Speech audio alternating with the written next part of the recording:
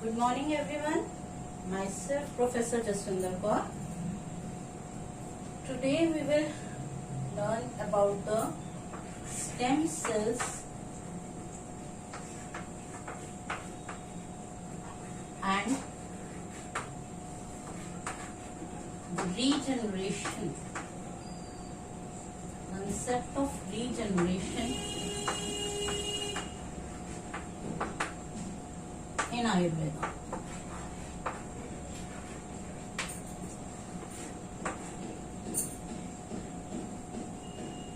Stem cells क्या हैं और रीजनरेशन कैसे होती है बॉडी में, उसके बारे में आज हम डिस्कस करेंगे. स्टेम सेल्स आर बेसिकली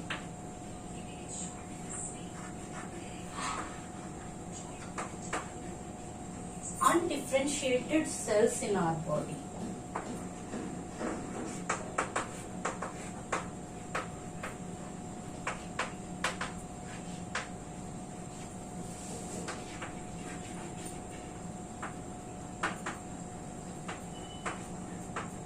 जो अभी कर रहे हैं, लेकिन फर्दर जो है they have the capability to produce other cells which have the specific functions.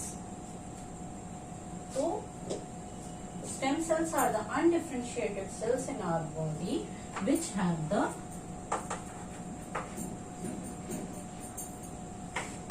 capacity or potency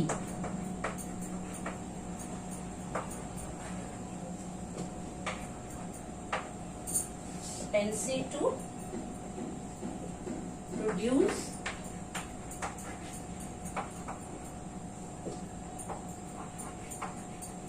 other cells having specific functions.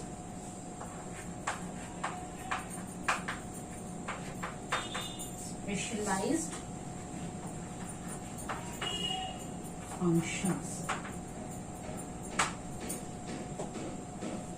हमारी बॉडी में इस तरह के सेल्स जो कि सेल्स को प्रोड्यूस कर सकते हैं, उनके अंदर ऐसी पोटेंसी है जो दूसरे सेल्स को या टिश्यूज को, कंप्लीट टिश्यूज को भी फॉर्म कर सकते हैं.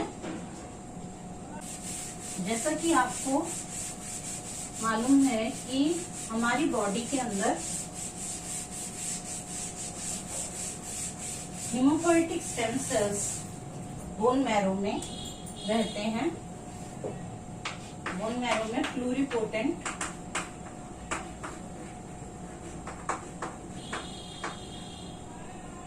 हीमोपोएटिक स्टेम सेल्स रहते हैं.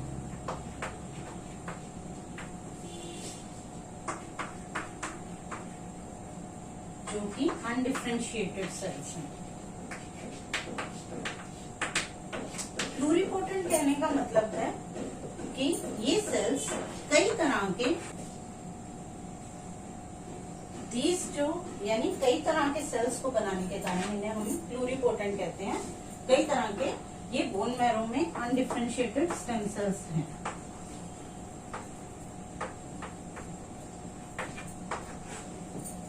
क्या जरूरत होती है आरबीसीज का? जैसे लाइफ स्पैन जो है 120 डेज बताया गया कि 120 डेज बाद आरबीसीज जो है वो डैमेज हो जाते हैं.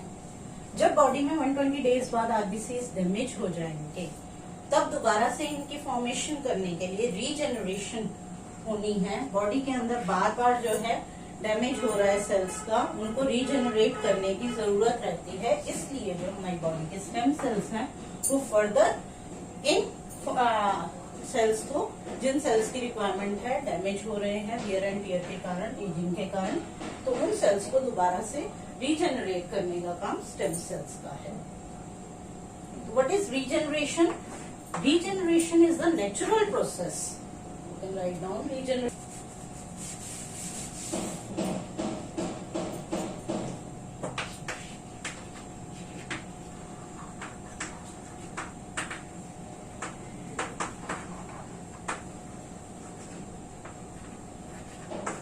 natural process to replace and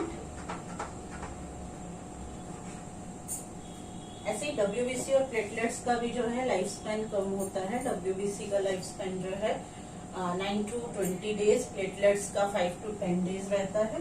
तो इनको जो है रिप्लेस करने की जरूरत रहती है, हर तरह के सेल और टिश्यू को रिप्लेस करने की जरूरत रहती है जो स्टेम सेल्स पूरा कर रहे हैं। Regeneration is a natural process to replace and restore the damaged cells, tissues or organs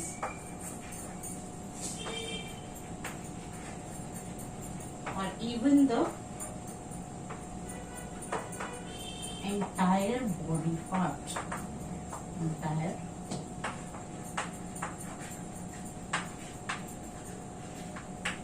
body part। तो यहाँ जो हमने कहा सेल्स का, मैंने अभी एग्जांपल दिया entire body part. Entire body part समझ सकते हैं कि पूरे का पूरा रीजनरेशन से जो है पूरे का पूरा कोई बॉडी पार्ट या पूरी बॉडी। आपको मालूम है कि स्पर्म और ओवम के मिलने से जो जाइगोट बनता है that is the totipotent stem cell, totipotent और ओमनीपोटेंट।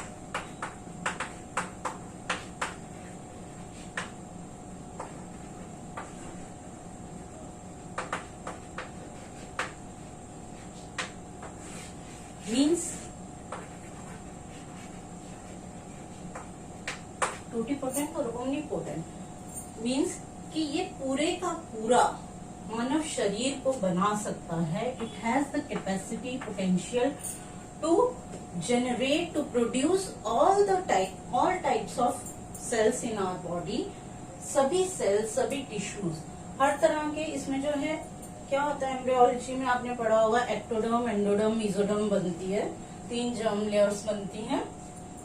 तो उन जर्म लेयर से पूरे का पूरा जो है बॉडी के पूरे ऑर्गन्स सभी डेवलप होते हैं। जैसे हमारे आयुर्वेद में भी कहा गया, यकृत का जो है शोणित से, यकृत और प्लीहा का की उत्पत्ति होती है, जीवा की उत्पत्ति मांस से।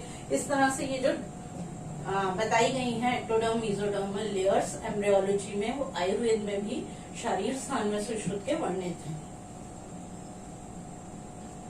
तो अब हम अगर बात करें कि रीजनरेशन जो है, अब ये आयुर्वेद में हम इसे किस तरह से समझ सकते हैं। तो अगर हम देखें कि बहुत स्टेम सेल्स की जब भी इसके बारे में रिसर्चेस हुई, रीजनरेशन के बारे में रहा कि स्टेम सेल्स बने और उन्होंने जो है रीजनरेट किया, ऐसा तो नहीं है कि तभी ऐसा ये प्रोसेसेस हो रहे थे। These processes are going on from the very beginning, कि जब से जो है मानव शरीर, जब से बल्कि जीव इवोल्यूशन हुई, जब से जो है सृष्टि की उत्पत्ति हुई, तभी से ये प्रोसेसेस चल रहे हैं। तो कहीं ना कहीं इनका वर्णन जो है आया है कि किस तरह से जो है हमारी बॉडी में अगर एक सेल टिश्यू डैमेज हो रहा है लाइफ के अकॉर्डिंगली, एजिंग के अकॉर्डिंग, जैसे जैसे एज बढ़ रही है, तो जैसे मैंने अभी आपको बताया कि आरबीसीज की लाइफ स्पैन 120 डेज है, तो वो रीजनरेट हो रहे हैं। तो ये प्रोसेसेस तो पहले से चल रहे हैं। तो शास्त्रों में इसका वर्णन किया हुआ है। आपको मालूम है कि पोषण जो ये टिश्यूज हैं, आरबीसीज की बात करें अगर हम, तो रक्त धातु में हम लेते हैं इनको। तो रक्त धातु जो है उसका पोषण कैसे हो रहा है, पहले रस धातु से हो रहा है, रक्त से फिर अगली धातु का पोषण हो रहा है। तो हमारे शास्त्रों में जो है ये धातु पोषण क्रम जो बताया गया,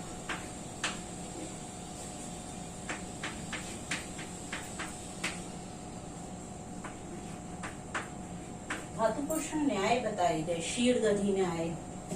कौन कौन से न्याय बताए गए? शीर्षदधि न्याय, केदारीकुल्या न्याय,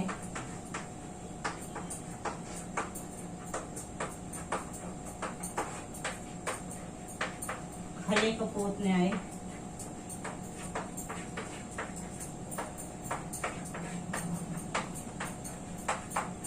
इन सभी में क्या कहा गया कि धातुओं का पोषण हो रहा है। किस तरह से हो रहा है, ये थ्योरीज हैं तीन, 3 थ्योरीज आर देयर जो डिस्क्राइब करती हैं कि किस तरह से धातुओं का पोषण हो रहा है। यानी कि धातुएं जो है अपने टाइम पे जब डैमेज हो रही हैं तो फिर से रीजनरेट कैसे हो रही हैं, उनका पोषण कैसे हो रहा है। So it might have the previous धातु might have the precursor stem cells, precursor cells हैं जो हम इनमें पढ़ते हैं। इस सबको कंक्लूसिव थ्योरी अरुंगत ने एक दी, एक काल धातु पोषण न्याय।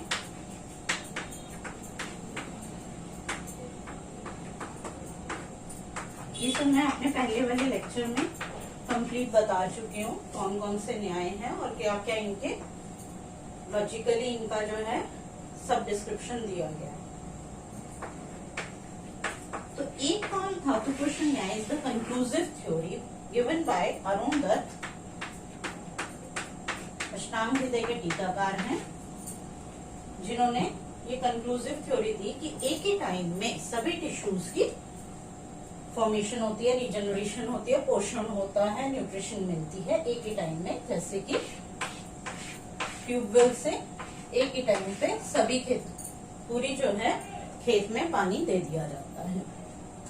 तो मेरा कहने का यहाँ मतलब ये है कि धातुओं का जो पोषण हो रहा है, दिस सीम्स टू बी कि उनमें जो है प्रिकर्सर सेल्स हैं नेक्स्ट धातु के लिए। जैसे हम बात करते हैं कि प्रीवियस धातु जो है वो स्थूल और सूक्ष्म भाग में 2 पार्ट्स में डिवाइड होती है।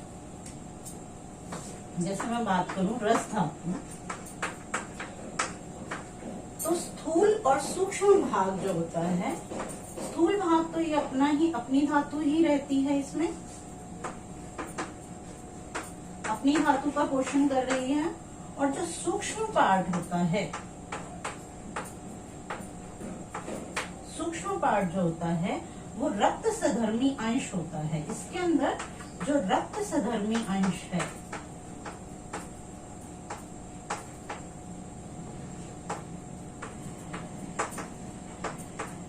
रक्त सधर्मी अंश जो होगा,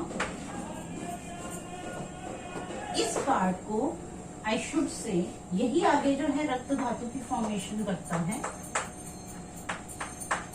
सो आई शुड से कि ये जो पार्ट है, it has the precursor sales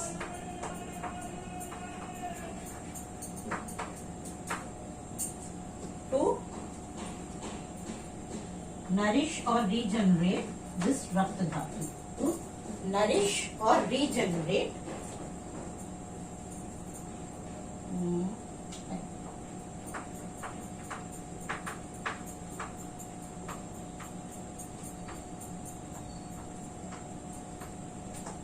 इसी तरह से रक्त धातु मांस धातु में कन्वर्ट होगा। उसका जो सूक्ष्म भाग है वो मांस धातु में कन्वर्ट होगा, मांस धातु से इस तरह नेक्स्ट मेद धातु, मेद से अस्थि, अस्थि से मज्जा और मज्जा से शुक्र धातु का निर्माण होता है। तो ये जो निर्माण बताया गया है, इसको हम धातु पोषण न्याय से, यानी कि stem cell theory seems to be the धातु पोषण न्याय, धातु पोषण theories of our ancient texts। Ancient text में जो धातु पोषण न्याय दिए गए हैं, जैसे कि रस धातु कहा गया। अब रस धातु जो है उसको मैं अगर कहूं कि ये प्लूरिपोटेंट है, क्योंकि इसके अंदर सभी धातुओं के आगे फर्दर जितनी भी धातुएं हैं उन सभी के प्रिकर्सर सेल्स पड़े हैं।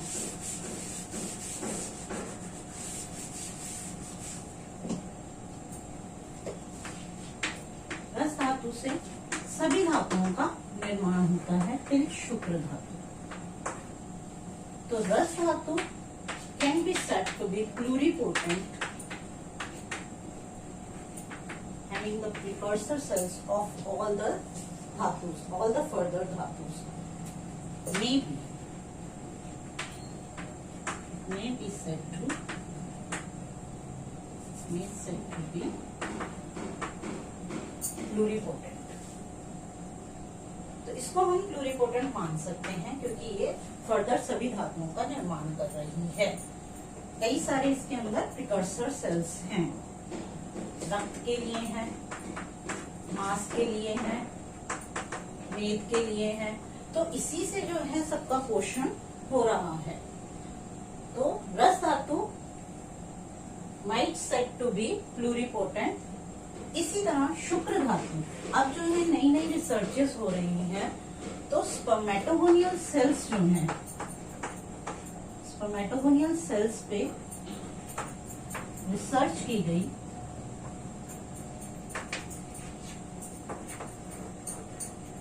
स्पर्मेटोगोनियल सेल्स पे जब रिसर्च की गई तो पाया गया कि इसके अंदर, क्योंकि all the genetic information it has, all the genetic information it has,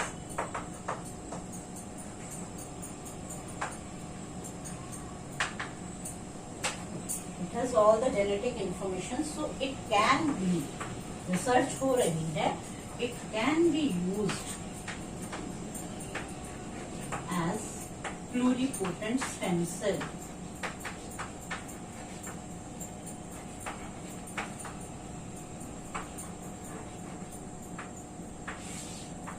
और इससे जो है फर्दर हम बहुत से सेल्स की फॉर्मेशन कर सकते हैं।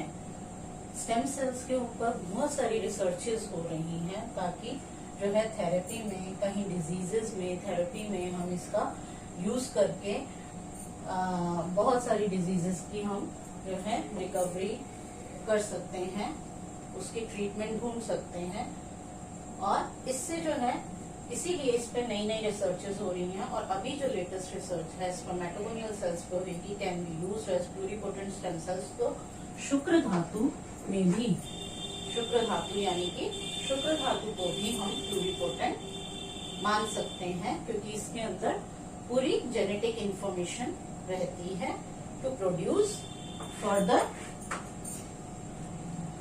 Further specific cells of our body है। रीजनरेशन होती जा रही है, तो हाउ कैन एजिंग, एज कैसे बढ़ रही है? फिर स्टेम सेल्स जो हैं,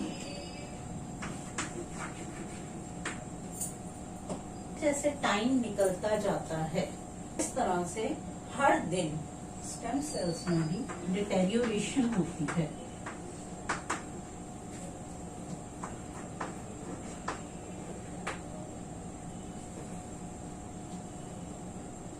पोटेंसी जो है, potency of the stem cells deteriorates, potency of stem cells deteriorates day by day, जैसे जैसे टाइम बीतता जाता है।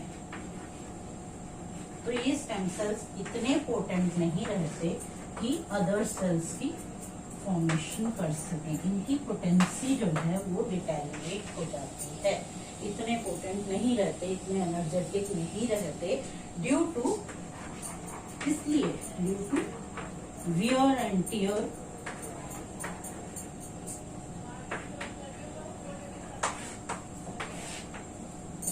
बार बार जो है इनका स्टेम सेल्स का इतना यूज होने पे डे बाय डे इनकी पोटेंसी कम होती चली जाती है। तो ये नए अदर सेल्स को प्रोड्यूस करने में इतने सक्षम नहीं रहते, इतने सक्षम, इतने एबल नहीं रहते। इसलिए एजिंग जो है एक नेचुरल प्रोसेस है, होगा, लेकिन इस एजिंग को हम किस तरह से डिले कर सकते हैं या कम कर सकते हैं? इन स्टेम सेल्स की पोटेंसी को डिटेरियोरेट ना होने दें, इसको डिटेरियोरेट ना होने दें और इसे कैपेबल बनाए रखें। हाउ कैन वी, मतलब हम इस काम को कैसे कर सकते हैं, स्टेम सेल्स को कैपेबल कैसे बना सकते हैं? बाय प्रॉपर डाइट जो है इनको हमें पोटेंशिएट करना है। कैसे करना है? एक्सरसाइज कीजिए, प्रॉपर डाइट लीजिए, खाना अच्छा लीजिए,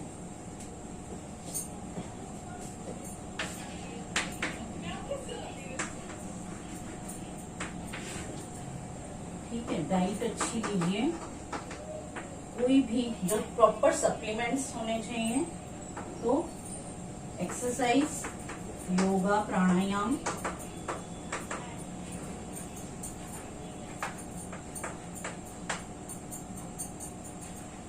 ब्रेन में कैसे ठीक होंगे ब्रेन स्टेम सेल्स, मेडिटेशन कीजिए। मैंने पहले भी अपने लेक्चर में बताया था कि मेडिटेशन से जो है हमारा ब्रेन शार्प होता है। ऑर्गन ऑफ माइंड जो है, ऑर्गन ऑफ माइंड किसे कहा गया, जो फ्रंटल लोब का अगला हिस्सा है, दैट इज वो मेडिटेशन से जो है उसके सेल्स प्रॉपर ग्रोथ करते हैं। Then vitamin D, sunlight proper मिलनी चाहिए। कुछ इस तरह की चीजें, और भी बहुत सारी चीजें हैं जिनसे हम जो है अपने एजिंग को कंट्रोल कर सकते हैं। आपने देखा होगा बहुत से लोग जो हैं वो यंग एज में ही ओल्ड लगने लग जाते हैं, और बहुत से लोग ऐसे भी हैं जो ओल्ड एज होने पे भी यंग दिखाई देते हैं, just because of these factors. आप जो है किस तरह से स्टेम सेल्स की जो डिटेरियोरेशन है उसको कंट्रोल कर सकते हो। जो हमारे यहाँ रसायन थेरेपी कही गई है ना, वो यही है। ये जो हम बता रहे हैं डाइट, औषधि, योगा, ये सब क्या है, नेचुरल प्रोसेसेस हैं। सब कुछ हमने नेचुरल, अभी हमने जो बताया डाइट में, डाइट बताया आपको, योगा, मेडिटेशन, प्राणायाम, सब कुछ आयुर्वेद में डिस्क्राइब्ड है। तो रसायन थेरेपी, हाउ रसायन therapy can control this ageing. रसायन किसे कहा है, इसी को रिजुविनेटिंग थेरेपी है। इसका मेन पर्पस ही यही है that it controls the deterioration of the stem sales, it delays the deterioration of the stem sales. जैसे बताया गया हमारे यहाँ गिलोय को, धातुओं में सभी धातुओं के लिए अलग अलग रसायन भी बताए गए हैं स्पेसिफिक। गिलोय को रस धातु के लिए श्रेष्ठ बताया, मांस धातु के लिए श्रेष्ठ बताया गया है। इस तरह से अलग अलग सभी धातुओं के लिए कहा गया है। जैसे कि आपने सुना होगा कि अश्वगंधा है, शतावरी, ब्राह्मी, ये सब है। मांस धातु के लिए शतावरी कही गई है, अश्वगंधा शुक्र धातु के लिए।